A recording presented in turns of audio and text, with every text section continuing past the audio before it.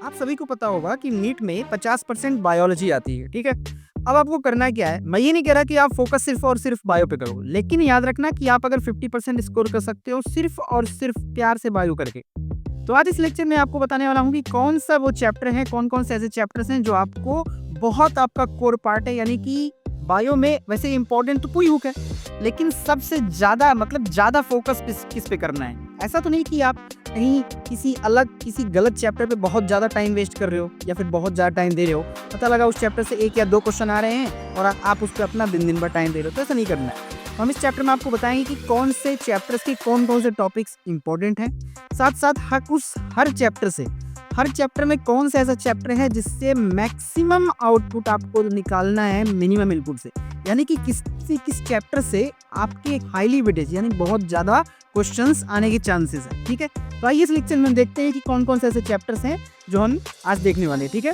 चलिए, तो सबसे पहले क्लास 11 की बायो की मैं बात करूं, क्लास 11 की बायोलॉजी की बात करूंगा, तो इसमें 11 के चैप्टर्स को मैं कवर करूंगा, बताऊंगा कौन कौन से चैप्टर्स हैं 11th के जिनके सब टॉपिक्स यानी कि ये टॉपिक्स इंपॉर्टेंट हैं और ये कितने मार्क्स से कैरी करते हैं वो हम एंड पार्ट में बताएंगे, ठीक है। तो सबसे पहले हमारा आता है chapter unit 1 diversity of living organism, मतलब डाइवर्सिटी इन लिविंग ऑर्गेनिज्म, ठीक है। इसमें क्या क्या आ जाएगा, इसमें आपका लिविंग वर्ल्ड आएगा। लिविंग वर्ल्ड में क्या क्या चीज़ें इंपॉर्टेंट है वो जानने वाली बात बहुत जरूरी है। क्या characteristics, taxonomical classification, binomial nomenclature. अब मैं बोल रहा हूँ बाइनोमियल नोमेनक्लेचर, आप कहोगे सिर्फ 3 ही छोटे छोटे टॉपिक्स, तो ऐसा नहीं। इन 3 में के अंदर जो सब टॉपिक्स हैं, इन तीन के अंदर ये अपने आप में ही काफ़ी कोर पार्ट है, इसको और इलेबोरेट कर आपको पढ़ना है, ठीक है। और सेकंड है बायोलॉजिकल क्लासिफिकेशन में 5 किंगडम क्लासिफिकेशन, वही आर एच विटेकर वाला आपको पूरा देखना है, ठीक है। वायरसेस क्या होते हैं, वेरॉइड्स और लाइकेन से कभी कभी ऐसे रीजन में एक आध क्वेश्चन अच्छे आ जाते हैं। देन प्लांट किंगडम में आपको algae, bryophytes, pteridophytes, gymnosperm, angiosperm cover करके जाना है। याद रखना मैं थोड़ा कोर पार्ट पकड़ रहा हूँ, core part in the sense मैं मतलब कि ऊपर का एक मतलब समझ लो कि मैं फाइलम पकड़ रहा हूँ, ठीक है। अब आपको फाइलम है तो उसके नीचे काफ़ी सब टॉपिक काफ़ी चीज़ें हैं, तो वो सारी चीज़ें आपको कवर करना है। एनिमल किंगडम से आपको नॉन कॉर्डेट्स यानी कि पोरीफेरा से लेके इकाइनोडर्मेटा तक सारे इस चैप्टर में याद रखना। एनिमल किंगडम में मैं बता दे रहा हूँ लार्वा बहुत आता है, लार्वा बहुत बार पूछे जाते हैं, तो उनके लार्वास जरूर याद करिएगा, ठीक है। और कॉर्डेट्स के बारे में भी देख लीजिए यहाँ पे। देन यूनिट 2 की मैं बात करता हूँ स्ट्रक्चर ऑर्गेनाइजेशन इन एनिमल यानी कि टिश्यू, तो इसमें आता है आपका मॉर्फोलॉजी चैप्टर्स में बात करूँ, मॉर्फोलॉजी इन फ्लावरिंग प्लांट में, तो इसमें roots, stem, leaf, inflorescence, flowers and fruits, कुल मिला के इसके अंदर सारी चीज़ें कवर हो जाएंगी। मतलब इन्फ्लोरेसेंस कैसा है, एस्टिवेशन याद रखिएगा, प्लेसेंटेशन बहुत इंपॉर्टेंट है, प्लेसेंटेशन, एस्टिवेशन वगैरह, ठीक है। और याद रखिएगा फ्लोरल फॉर्मूला बहुत इंपॉर्टेंट है, ठीक है जी। देन नेक्स्ट आता है एनाटॉमी ऑफ फ्लावरिंग प्लांट, उसमें आपको टिश्यू सिस्टम, सेकेंडरी ग्रोथ, ये सारी चीज़ें देखनी है, ठीक है। देन उसके बाद स्ट्रक्चर ऑर्गेनाइजेशन इन एनिमल्स, यानी कि टिश्यू की बात करूँ एनिमल टिश्यू के, तो एनिमल टिश्यू में आपको कॉकरोच की मॉर्फोलॉजी देखनी है, ठीक है। देन नेक्स्ट यूनिट 3 की मैं बात करूँ तो सेल स्ट्रक्चर और फंक्शन में cell the unit of life आपका जो इसमें प्रोकैरियोट्स, यूकैरियोट्स और सेल ऑर्गेनेली मैंने बोल दिया, तो इसके अंदर सब कुछ आ गया ओवरऑल होलिस्टिक वे में सारी चीज़ें।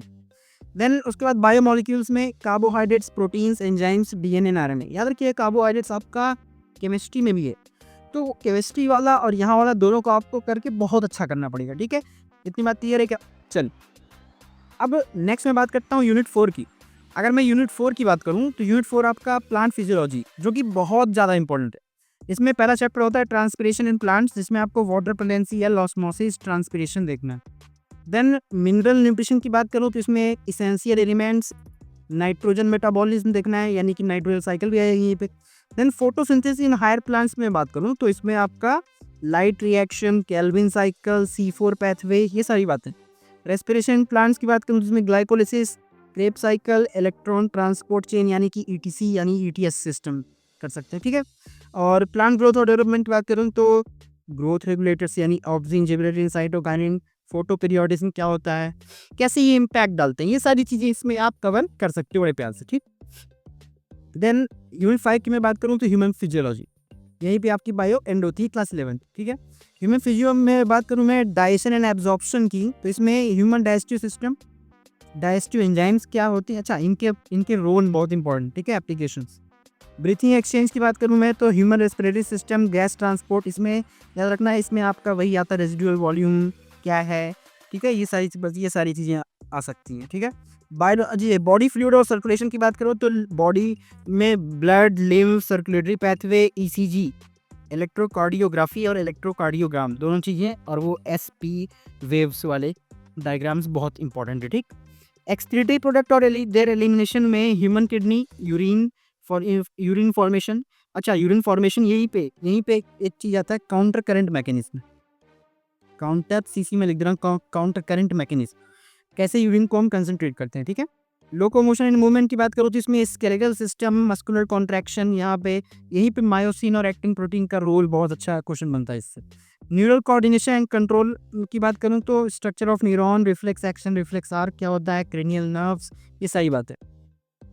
केमिकल कोऑर्डिनेशन और इंटीग्रेशन की बात करूँ तो एंडोक्राइन ग्लैंड्स या और हार्मोन्स, इससे हार्मोन से रिलेटेड सारे क्वेश्चंस, ठीक है।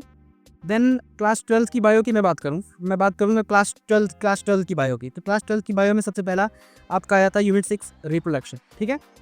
रिप्रोडक्शन बहुत इंपॉर्टेंट है। रिप्रोडक्शन इन ऑर्गेनिज्म में सेक्सुअल रिप्रोडक्शन क्या होता है, सेक्सुअल रिप्रोडक्शन फ्लावरी प्लांट में पॉलिनेशन, फर्टिलाइजेशन, डबल फर्टिलाइजेशन, ये सारी बातें। ह्यूमन रिप्रोडक्शन में मेल फीमेल रिप्रोडक्टिव सिस्टम, अब मैं जैसे बोल दे रहा हूँ कि मेल फीमेल रिप्रोडक्टिव सिस्टम, तो इसके अंदर सारी चीज़ें आ गई, हार्मोनल से लेके ओव्यूलेशन, स्पर्मेटोजेनेसिस, स्पर्मेटोगोनिया, सारी बातें हमें, ठीक है, क्योंकि मैं एक कोड दे रहा हूँ ना कि यार क्योंकि ये इंपॉर्टेंट ही है, ठीक है। गैमेटोजेनेसिस मतलब गैमेट्स का बनना, चाहे वो मेल की बात करूँ चाहे फीमेल की, मेंस्ट्रुअल साइकिल। रिप्रोडक्टिव हेल्थ की बात करूँ, birth control, infertility, artificial system भी, यानी कि जो गिफ्ट है ये सारी बातें, ठीक है। Yard artificial reproductive technique. Unit 7 की मैं बात करूँ, जेनेटिक्स और इवोल्यूशन, हाईली वेटेज, बहुत इंपॉर्टेंट, बहुत ज़्यादा जो कॉम्प्लेक्स लगता है सबसे ज़्यादा। प्रिंसिपल ऑफ इनहेरिटेंस, जिसको हम मेंडलिज्म जेनेटिक्स भी बोलते हैं, इसमें Mendelian inheritance, chromosomal theory. Molecular basis of inheritance, जिसको हम लोग मॉडर्न जेनेटिक्स बोलते हैं, इसमें आ जाएगा आपका DNA structure, replication, transcription, translation, central dogma, काफ़ी चीज़ें। इवोल्यूशन की बात करो तो theories of evolution, Hardy Weinberg principle, वही P square plus 2 P Q plus Q square वाला सिस्टम, ये सारी बातें कांस्टेंट। यूनिट 8 की बात करूँ, बायोलॉजिकल या फिर बायोलॉजी इन ह्यूमन वेलफेयर में, तो इसमें ह्यूमन हेल्थ एंड डिजीज बहुत इंपॉर्टेंट चैप्टर, प्रैक्टिकल व्यू से भी। इम्यूनिटी क्या होती है, वैक्सीनेशन, कैंसर, एड्स, सारी बातें। Strategies for enhancement in food production में बात करूँ मैं, animal husbandry, plant breeding etcetera, सारी बातें, ठीक है।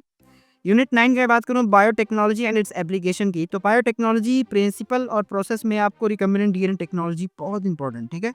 और बायोटेक्नोलॉजी एंड इट्स एप्लीकेशन में genetically modified crops, genetically modified organisms, और पीसीआर क्या है, जीन थेरेपी क्या है, सारी बातें कवर हो जाएंगी, इसमें सारी बातें कवर हो जाएंगी, ठीक है। नेक्स्ट है यूनिट 10 इकोलॉजी एंड एनवायरनमेंट, इसमें ऑर्गेनिज्म एंड पॉपुलेशन में क्या है, पॉपुलेशन ग्रोथ क्या होती है, अडाप्टेशन कैसे होता है इनका, इकोसिस्टम। अब मैं बात करूँ अगर इकोसिस्टम की, तो इसमें आ जाता है इकोसिस्टम में energy flow, food chain, nutrient cycle, food web, ये सारी बातें। देन नेक्स्ट है बायोडाइवर्सिटी एंड कंजर्वेशन, जिसमें endangered species, conservation method, bird sanctuaries, bird sanctuaries, national parks, ये सारी बातें आ जाती, ठीक है। दिस और इन्वायरमेंटल इश्यूज की बात करूँ तो पॉल्यूशन, ओजोन लेयर डिप्लीशन, ये सारी बात, ठीक है। अब सबसे इम्पोर्टेंट बात जो मैं कोर बात बताने वाला हूँ वो आप समझ लो कि most important chapters with their highest weightage, कौन से चैप्टर्स ऐसे हैं जिनमें कितने मार्क्स के क्वेश्चंस आते हैं। ये प्रीवियस 20 साल का एनालिसिस है मेरा, अब आप देख लो इसको। ह्यूमन फिजियोलॉजी से 12 से 14 क्वेश्चन आता है, याद रखना, ह्यूमन फिजियोलॉजी से 12 से 14 क्वेश्चन आता है, बहुत इंपॉर्टेंट, आपके लगभग 48 क्वेश्चन नंबर यहीं से मिल जाएंगे। सेकेंडली मैं बात करता हूँ जेनेटिक्स की, जेनेटिक्स एंड इवोल्यूशन से 10 से 12 क्वेश्चन इससे आते हैं। देन इकोलॉजी एनवायरनमेंट से 10 से 12 क्वेश्चन। उसके बाद सेल स्ट्रक्चर एंड फंक्शन की मैं बात करूँ तो इससे 6 से 8 क्वेश्चन। प्लांट फिजियो से 6 से 8 क्वेश्चन। रिप्रोडक्शन से 6 से 8 question. Molecular basis of inheritance से 5 से 7 question. Biotechnology and its application से 4 से 6 क्वेश्चन, ठीक है। और biological classification and plant kingdom से 4 से 6 question. Human health and disease से 3 से 5 क्वेश्चन। ये आपका सबसे इंपॉर्टेंट पार्ट था, ये आपका सबसे इंपॉर्टेंट पार्ट है, इसको आप करके जाना है, इसको आप पूरा देख लो, करके जाना, चाहे स्क्रीनशॉट ले लो, चाहे जो करना है आप इसको कवर करके ही जाना इस चैप्टर्स के अकॉर्डिंग। आपको कैसे, how to prioritize NEET biology का प्रिपरेशन, आपको कैसे करना है सभी बताते हैं, कोर बातें हैं, कोई नई बात नहीं है, सच्चाई यही है कि नई बात नहीं है।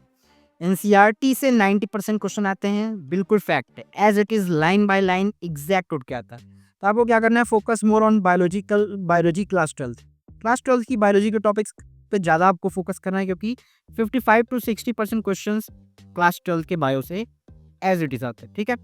और आपको एनसीईआरटी एकदम जितना कोर समझ के पढ़, 90% of NEET biology questions directly come from NCERT line by line, ठीक है। देन नेक्स्ट है रिवाइज डायग्राम एंड लेबलिंग। याद रखना, लेबलिंग से बहुत क्वेश्चन आता है, बहुत ज़्यादा क्वेश्चन। इवन क्लास 12 का जो एग्जाम हुआ अभी बोर्ड्स का, उसमें भी डायग्राम आया था sexual reproduction in flowering plant में, उनके टाइप्स के। और आपको प्रीवियस ईयर पेपर PYQs तो बहुत इंपॉर्टेंट है। हमारे इस चैनल पे आपको मैं रेगुलर PYQs कराऊंगा चैप्टर वाइज, प्लीज़ आप उसे जरूर अटेंड करो। यहाँ पे जितना आप लगा सको प्रीवियस ईयर क्वेश्चन, आपको उतना आइडिया बनेगा। उसके बाद मॉक टेस्ट और सैम्पल पेपर मोस्ट इंपॉर्टेंट, ये दोनों लास्ट के दो तो मोस्ट, आपको अगर किसी भी पेपर में देना है तो ये तो आपको करके ही जाना है, ठीक है। ये रही आपके इंपॉर्टेंट टॉपिक्स, इंपॉर्टेंट चैप्टर्स। आपको पूरा बायो करना है, बायो में नो एक्सक्यूज, कोई एक्सक्यूज नहीं, आपको पूरी बायो फाड़ दी जाती है, ठीक है। करके जाओ, चाहे जैसे करो, डजेंट मैटर, आपको एनसीईआरटी पूरा कवर करके जानी है, ठीक है। क्योंकि 90%, 90 क्या मैं सीधा बोल रहा हूँ, 98% सीधा एज इट इज बायो आती है, सीधा लाइन बाय लाइन। आपको 2 किताब दे दी गई है, उसको आपको करना है यार, कर लो, फटाफट हो जाएगा, ठीक है। मिलते हैं आपसे नेक्स्ट वीडियो में, टिल देन स्टे हेल्दी।